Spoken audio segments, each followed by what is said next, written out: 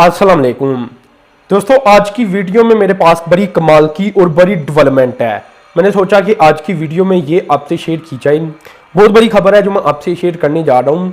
दोस्तों, खबर कुछ इस तरह से है कि पाकिस्तान की जानिब से चाइना को ये ऑफर की जाने लगी है, बल्कि कर भी दी गई है लेकिन ऑफिशियली एक मीटिंग होने जा रही है जो जेसीसी की मीटिंग होगी। उसमें मैंने आपको पीछे भी इस बारे में बताया था कि उसमें पाकिस्तान मुख्तलिफ प्रोजेक्ट रखेगा चाइना के सामने। तो यहाँ दोस्तों डेवलपमेंट कुछ इस तरह से है कि पार्को की जो कोस्टल रिफाइनरी थी जो कि हब के करीबी बनाई जानी थी, हब के अंदर बनाई जानी थी, करच के करीबी है, पता है आपको होगा कि बलोचिस्तान का इलाका हब, तो वहां ये रिफाइनरी एक बड़ी रिफाइनरी थी। तो वहां पहले क्या था कि सऊदी अरब की इन्वेस्टमेंट को भी पाकिस्तान ने अट्रैक्ट करने की कोशिश की थी। अब पाकिस्तान ने चाइना को ये कह दिया है कि आप इस प्रोजेक्ट के अंदर आकर इन्वेस्टमेंट करें। इसमें दोस्तों सबसे पहले जो इन्फॉर्मेशन है वो मैं आपसे शेयर करता हूं। ये कोई 8 से 9 अरब डॉलर का पूरा पेट्रोकेमिकल कम्प्लेक्स था, जैसा कि आप जानते होंगे। इसमें सिर्फ ये नहीं है कि ऑयल रिफाइनरी नहीं थी, पूरा एक कम्प्लेक्स बनाया जाना था, यानी बहुत बड़ी इन्वेस्टमेंट थी ये। इसमें इसके अलावा इस्लामाबाद मजीद यानी पाकिस्तान बीजिंग से यानी चाइना से मजीद और भी इन्वेस्टमेंट चाहता है। ये इन्वेस्टमेंट दोस्तों ये है कि जितनी भी पाकिस्तान के अंदर रिफाइनरीज इस वक्त मौजूद है इन सबको चाइना अपग्रेड करके दे, ऐसा एक प्रपोजल पाकिस्तान चाइना को देगा। इसके अलावा जैसा कि मैंने आपको बताया था कि अंडरग्राउंड पाकिस्तान फैसिलिटी बनाना चाहता है गैस स्टोरेज के लिए। ये आपको याद होगा मैंने आपको ये डेवलपमेंट शेयर की थी। तो वो डेवलपमेंट आपको पता है कि जो मेनली रीजन रह जाता है वो पैसों का ही रह जाता है। तो यहां पाकिस्तान यही चाहता है कि इस तरह के प्रोजेक्ट के अंदर भी चाइना इन्वेस्टमेंट करे और पाकिस्तान को ये काम करके दे। इसके अलावा दोस्तों मजीद इसमें और भी प्रोजेक्ट हैं जिसमें एक्सप्लोरेशन और प्रोडक्शन एक्टिविटीज, जैसा कि आप जानते होंगे कि पहले अमेरिकन कंपनी का भी बड़ा यहां शोर था पाकिस्तान के अंदर जिसे एक्सन मोबिल का नाम दिया जाता है। वो आपको आप जानते होंगे उस बारे में जो कुछ भी वो सीन चला था कि पाकिस्तान की अब ऑयल और गैस निकलने जा रही है ऑफशोर के अंदर। तो इस तरह की जो ऑनशोर यानी जमीन के ऊपर पाकिस्तान की जमीन के अंदर ही जो खजाने छुपे हैं उन्हें निकालने के लिए भी पाकिस्तान चाइना से ये प्रपोजल देने जा रहा है चाइना को कि चाइनीज कंपनीज आकर अब यहां इन्वेस्टमेंट करे और वो इन चीजों को तलाश करने की कोशिश करे। तो ये कुछ मोटे मोटे प्रपोजल है और इसमें मैं आपको ये बता दूं कि बलोचिस्तान का एक काफी बड़ा एरिया ऐसा है जो कि काफी सख्त माना जाता है इस काम के लिए। चाहे मैं सिक्योरिटी रीजन की सिर्फ बात नहीं कर रहा, सिक्योरिटी रीजन के अलावा भी इलाका वाइज भी देखा जाए तो मुख्तलिफ एरियाज ऐसी होती हैं जहां एक्सप्लोरेशन एक्टिविटीज करना तकरीबन नामुमकिन या बहुत मुश्किल हो जाता है। तो ऐसे एरियाज के अंदर भी पाकिस्तान के चाहता है कि चाइना की आकर कंपनीज इन्वेस्टमेंट करें और वहां से ऑयल और गैस को तलाश करने की कोशिश करें। और ऐसे एरियाज में आपको बता देता हूं ज्यादातर अफगानिस्तान की सरहद के साथ साथ हैं।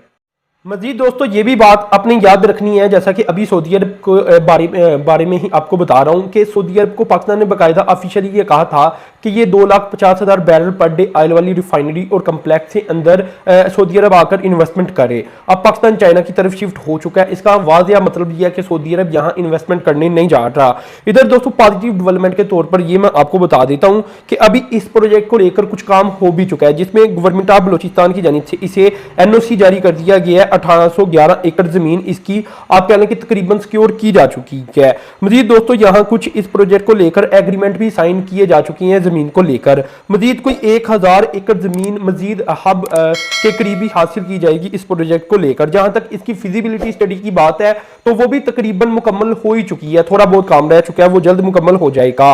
जहां तक दोस्तों इसकी इनॉग्रेशन सेरेमनी की बात है तो ये इसी साल होनी जा रही है अप्रैल से मई के दौरान। तो वजीर-ए-आज़म पाकिस्तान खुद इसका इफ्तिताह करेंगे अप्रैल से मई के दौरान। अब ये अप्रैल के अंदर हो जाए या मई के अंदर, अब ये वक्त आएगा तो पता चलेगा। इसमें दोस्तों 700 से 800 मिलियन डॉलर का पहले ऑयल टर्मिनल बनाया जा रहा है इसके अंदर, ठीक है ना। ये इनिशियल वर्क है जिसके ऊपर तकरीबन काम का आगाज हो चुका है।